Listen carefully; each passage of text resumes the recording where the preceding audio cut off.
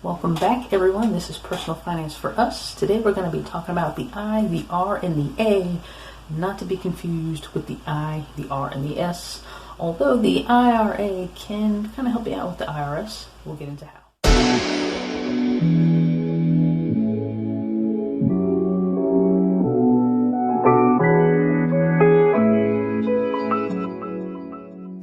IRA stands for Individual Retirement Account. And just hearing the full name might actually answer some questions that some people might have floating around out there about joint accounts, spouses, and cohabitating couples and things like that. It's a retirement account designed for an individual that is generating earned income.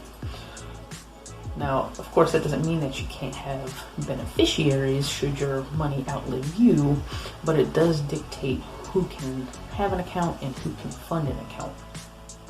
Now, this is because just like 401ks, IRAs have special tax incentives to encourage you to save for your own retirement. So anytime that an account is tax advantaged, there's lots of rules. But before we get into the rules, let's get into why you would open an IRA account if you already have a 401k. We discussed in the 401k video that the limits for as of the year 2020 were $19,500. So what's the advantage of having an IRA too? Most working class people would struggle to max out a 401k unless they already had mortgages paid for. So why go through the trouble of opening a separate IRA? Why couldn't you just bump up the money to your 401k? Glad you asked that. There are two main types of IRAs, the traditional IRA and the Roth IRA.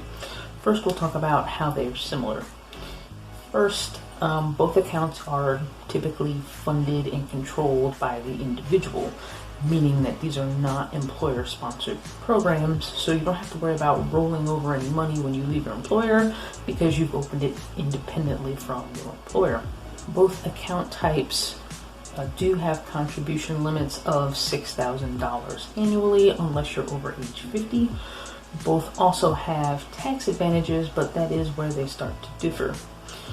There are no minimum requirements, minimum deposit requirements for either IRA type, so if you start one but then you have some sort of financial hardship, you don't have to make any kind of minimum payment into the account. Both types of IRAs do also have income limits, but there are some creative ways around that if you're a higher income earner. Now, with traditional IRAs, the money paid into the account actually can go against your taxable income. Like 401ks, traditional IRAs grow tax deferred and you don't pay taxes until you withdraw. With Roth IRAs, however, money just goes in as is. You don't claim any of those contributions, it's just after-tax dollars. This means, however, that the money is allowed to grow tax-free, and it's tax-free when you withdraw, which is awesome, by the way. For the average working-class American, this is absolutely the way to go. Now, typically what's advised here is that if your employer offers a 401k match, you'll contribute up to the match because that's free money. After that, you would then start to fund the IRA. Now, depending on how much you make, you might have to go back to the 401k and bump it up to the goal. Most financial experts are going to tell you that you should be saving at least 15% of your income for retirement. So depending on how much money you make, you can feasibly max out your 401k and take advantage of the employer match, but still not be quite at 15%. So let's look at an example of what that would look like. Let's say you make $70,000 per year. 15% of that is $10,500 per year, so that's our target amount to put into retirement accounts. Now, let's say our employer offers a 3% match. This means that we will start our contribution math with that 3%. In this instance, that's going to be $2,100. Now that is a long way off from our $10,500 goal. Okay, so we know the maximum that we can contribute to the Roth is $6,000 per year unless you are age 50 or above. This brings us up to $8,100, still $2,400 from our goal. Now we go back to our 401k to make up the difference. Now we already know that 3% of $70,000 was $2,100, so we know we need to go back and add at least another 3% just by eyeballing it. But if you do the math, you'll see that it's officially 3.4%. I like to round up when it comes to saving for retirement, so let's just call it even 4%. After the smoke clears from all that math, we're going to end up contributing 7% of our income into the 401k, and the rest will come from maxing out the Roth IRA, or, as you may have already done the math, 8.5%. Now, Roth IRAs can be a very key piece to our retirement portfolios because none of us know what future taxes are going to look like. Also, just like 401ks, the retirement age is 59.5, so withdrawing that money early will come with a penalty.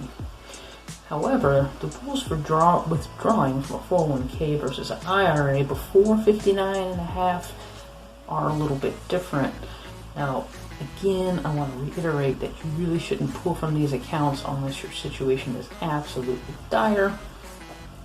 But hey, I'm just here to tell you the rules. Now, you can technically withdraw from your IRA for any reason, but there are special circumstances where if you pull from the IRA, you will not have to pay the 10% penalty. Now, for a traditional IRA, you will still have to pay the taxes, though. That's no exception. So the circumstances from which you can withdraw money from your IRA without a 10% penalty would be you can pull up to $10,000 for a first home purchase, higher education expenses for you, your spouse, your children, or grandchildren. If you have unreimbursed medical expenses that exceed 7.5% of your adjusted gross income, that's very specific. If you are in the military and you're called to active duty for more than 179 days, if you've become totally or permanently disabled, if you're the beneficiary of a deceased IRA owner, or the year you become a parent through birth or adoption, you can withdraw up to $5,000 from your IRA, and this was from the Secure Act, which just went into effect this year, 2020. Now, again, these were the rules with which you can withdraw from a traditional IRA account without an additional 10% penalty. Now, for a Roth IRA, it's going to be a little different. There's a minimum time held with the account before some of this works. Penalty-free Roth IRA withdrawals include all of these reasons if you've held the account less than 5 years. You can, however, withdraw if you have an IRS levy, so that is one thing that's different. If you've had the account more than 5 years, there's only 3 exclusions to the 10% penalty. The first is, again, a first-time homebuyer purchase of up to $10,000. The second is, again, disability. And the last is your beneficiary gets paid in the result of your untimely demise. Now, as mentioned in the opening of this video, IRAs are for working individuals that are obtaining an earned income. Generally speaking, if you don't have earned income, you can't open an IRA. However, there is an exception for non-working spouses or for spouses that earn a very low income. This is great if one partner stays at home with the kids and the other is a bit of a higher income earner that he can afford to fund both accounts, but still makes less than what the maximum allowable earned income is. Good morning, guys. I was just editing this video and I realized there are 2 things one thing I wanted to clarify and a second thing that I completely forgot to mention. The thing I wanted to clarify is, as far as the withdrawal rules from a Roth IRA, those rules, the death, the $10,000 for the house, those are to take the earnings out without paying taxes. You can withdraw the money, the principal that you have put in like, so the money that you physically put in, not the growth, you can actually remove that amount anytime. You only have to worry about the earnings. So only those three circumstances can you pull the earnings out. So what you've made in the market or bonds or whatever you're invested in. So I did want to clarify that. But again, please work on your emergency savings. Don't use your Roth IRA. Don't use your retirement accounts as savings accounts. And the second thing I totally forgot to mention was another benefit to opening an IRA outside of your job's 401k is that you can open these IRAs with any brokerage firm, which means you are open to the full exposure of the market. So a lot of times in your 401k, you can be limited to which funds you choose. If you go to Fidelity, TD Ameritrade, whoever, Vanguard, whomever, you have the full spectrum of offerings that you can invest in, which gives you a whole lot more options and a whole lot more potential upside for gain. There's a lot more research to do instead of, 10, 15, 20 funds that might be in your 401k. That's it. That's all I wanted to mention. But alright guys, that will do it for this video. I hope that this has given a little bit of clarity on IRAs and how to use them, and then maybe you had it before.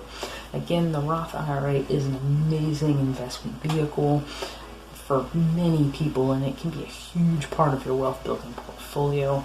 We like not paying taxes legally if we can, and the government lets us, so hopefully that we're not only depending on them as we come into the latter stages of our lives. After this video, we are going to be getting into our Investment 101 series. I'm really excited for that. For now, this has been personal finance for us. We out.